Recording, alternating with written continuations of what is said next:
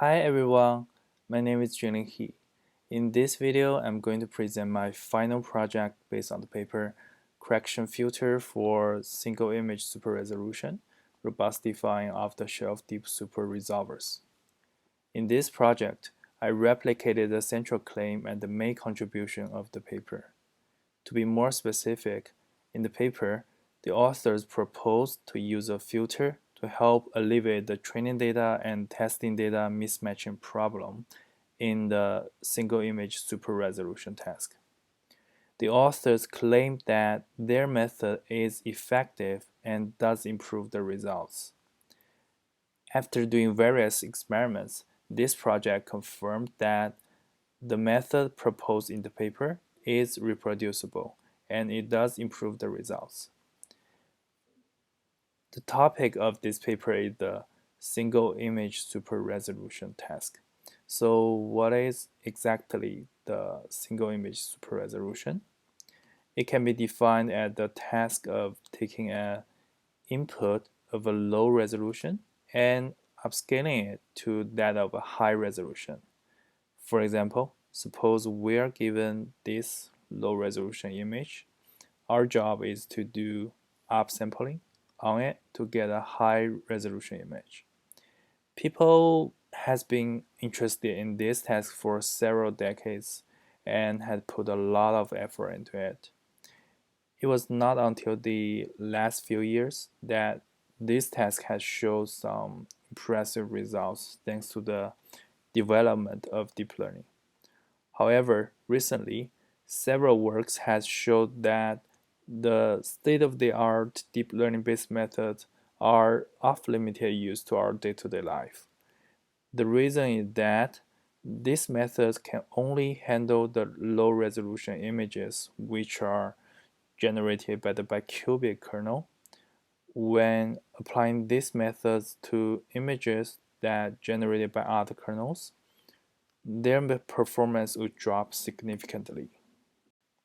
For example, consider the image which is above. It is generated by using the bicubic kernel. If we apply the leading deep learning based method to this image, then the result can be quite impressive. However, consider the image which is below. It's generated by using the Gaussian kernel. If this image is being used directly as the input, then the result would be looks like this. So clearly it's not a satisfying result. The reason why these methods can only handle the bicubic kernel generated image is because they only have been trained on the bicubic kernel generated data.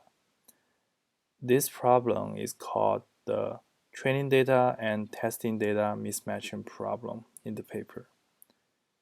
To solve this problem, the authors proposed to use a filter to correct the mismatched low-resolution image so that it looks like being generated by the bicubic kernel. After doing this correction, the testing image can be used by this existing method without problem. In order to do the right correction, the authors considered two different cases, the non-blind case and the blind case. In the non-blind case, the kernel used to generate the testing data is already known. In contrary, in the blind case, the kernel is unknown. In the non-blind case, the authors derived a closed-form filter. All we need to do is to interpolate some values into this closed-form expression, and then we'll have the right correction filter. However, in the blind case, the kernel is unknown. Therefore, we can't calculate the correction filter directly. So this is where deep learning comes into play. To solve the problem, the authors propose to use a convolutional neural network to estimate the unknown kernel. After the kernel is being properly estimated, essentially the blind case has been transformed into the non-blind case, and the problem can then be solved as in the non-blind case. To derive the formal filter, the authors first gave some notations and then used these notations to explain their idea. Specifically, in the paper, the authors first state that the process of acquiring a low-resolution image from a high-resolution image can be formulated like this, where X here represents the original high-resolution image, Y here represents the downsampled low-resolution image, the K represents the downscaling kernel, and the asterisk is a linear convolutional operator. And this down arrow followed by alpha represents the subsampling operator with drag of alpha. Alternatively, this equation can be written in a more elegant way. So essentially, these two equations are equivalent. The S asterisk in the second equation represents the whole downsampling process. In other words, this S asterisk is a downsampling operator which incorporates two operations in the first equation, the downscaling operation and the subsampling operation. To help explain the idea, in different scenarios, the authors use different symbols to represent the downscaling kernel and the downsampling operator. Specifically, when the kernel is the bicubic kernel, then the authors use k bicubic to represent the kernel instead of a k, and they use r asterisk to represent the downsampling operator instead of s asterisk. Using the new notations, then we can have these two new equations on the right. So essentially, the equations on the right are equivalent to the equations on the left.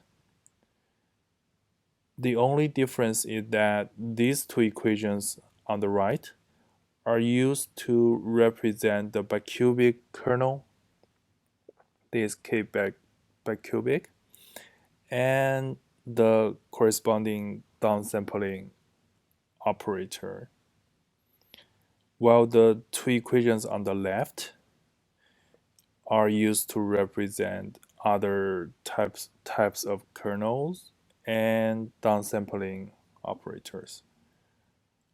Also, the authors use R and S to represent the joint operator of R asterisk and S asterisk respectively. From the definition, we know that R, S are upsampling operators, while R asterisk and S asterisk are downsampling operators. Then the authors presented an assumption that they have used in the paper to derive the form of their correction filter. So this is their assumption. The original high-resolution image can be perfectly recovered from its downsampled image Y by using this operator. So this assumption can also be represented using the equation 1. Recall that the R asterisk X represents the low resolution image, which is generated by the bicubic kernel, and R asterisk represents the bicubic downsampling operator, and R represents the upsampling bicubic operator, and X represents the original high resolution image. So this equation is actually easy to understand from the perspective of math. The term in the red box is actually the pseudo-inverse of R asterisk. Therefore, the pseudo-inverse of R asterisk eliminates the R asterisk, and then the right side of the equation will equals to the left side of the equation.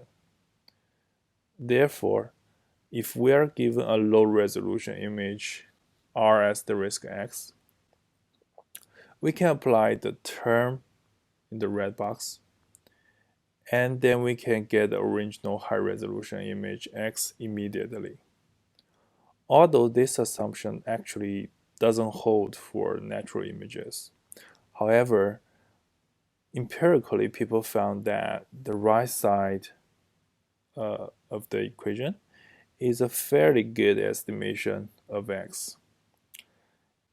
Using this assumption, we can also consider the work of deep learning based methods as estimating the term in the red box. So then we can clearly see why those super resolvers can't handle the images generated by other kernels. Remember that we use S asterisk X to represent images which are not generated by the bicubic kernel. So if we directly use S asterisk X here as the input, then we'll get this, the equation 2. So clearly this is not X. Therefore, we need to do some transformations to transform the right side of the equation so that we'll still get X as the result. Inspired by this, the authors proposed to use a filter to do the transformation work. To see how to transform the right side of the equation, first of all, we need to do some modifications on the right side of the equation to help us to get a clear idea.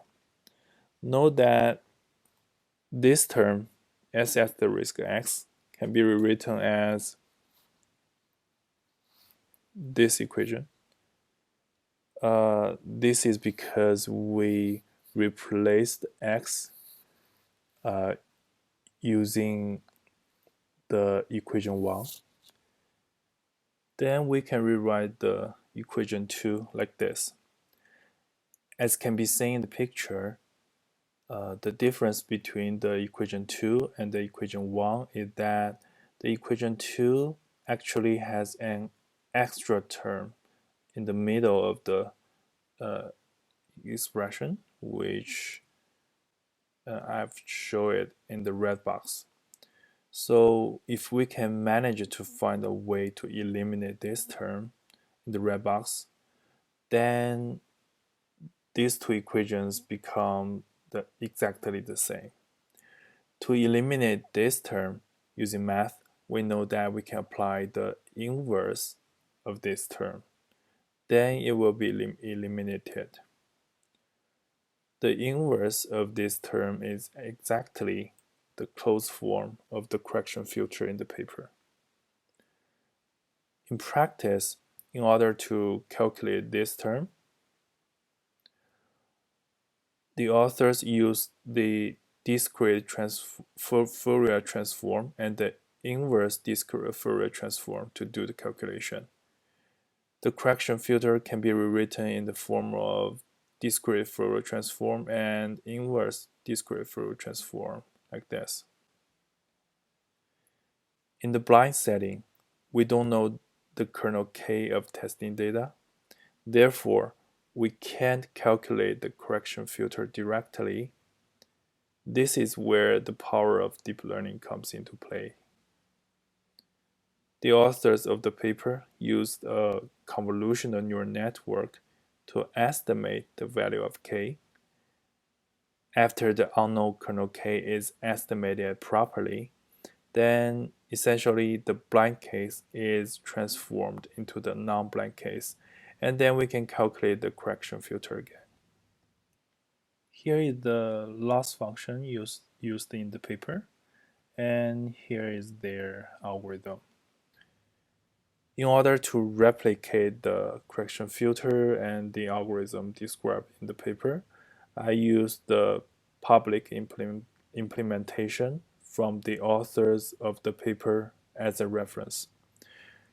To validate the effectiveness of the proposed method in the paper, I programmed the same metric methods used in the paper, namely the PSNR and SSI metrics.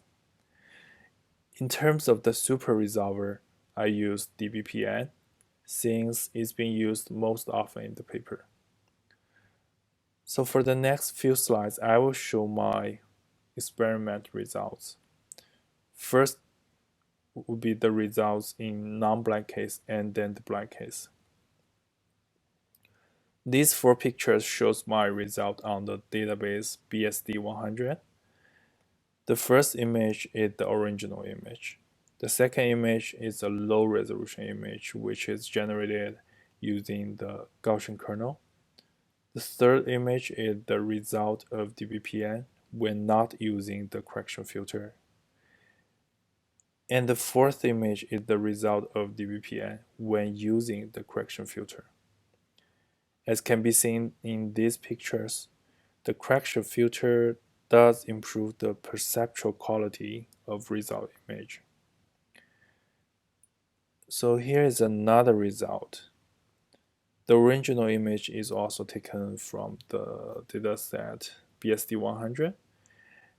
As we can tell from the pictures, the visual quality of the result image with correction filter is better than the result image without the filter.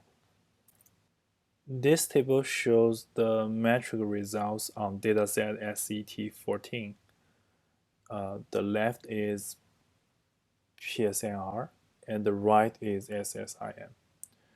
As can be observed from the table, in most scenarios using the correction filter yields higher PSNR and SSIM values.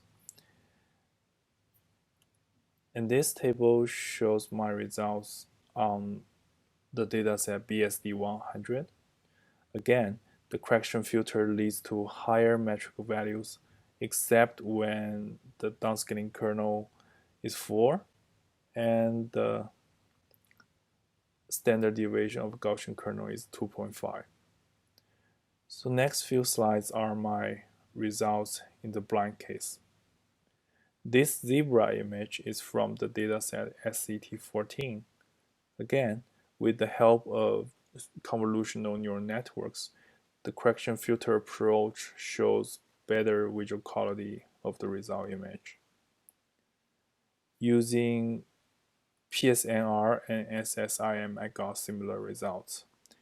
This table shows the results on dataset SET14, and this table shows my results on dataset BSD100. As can be seen in the tables, in most cases, using the correction filter leads to higher metric values. Through these experiments, I believe that the method and the algorithm proposed in the paper is replicable and effective. Most of my results are similar to the results in the paper. Different from the paper, in few cases, using correction filter actually results in worse metric values. However, through my experiments, I noticed that different images can lead into different PSNR and SSIM values. In the paper, the authors actually didn't mention which picture they actually used to generate the PSNR and SSIM results table. Therefore, it is possible that I may have used different images with the paper. This may be the reason I got different results than the paper. Overall, in the paper, the description of the correction filter and the algorithm is very clear. The explanation is also very easy to follow. The main results and the contribution of the paper is also reproducible. So that's it. That's my presentation for my project today. Thank you for watching this video. Thank you for your time.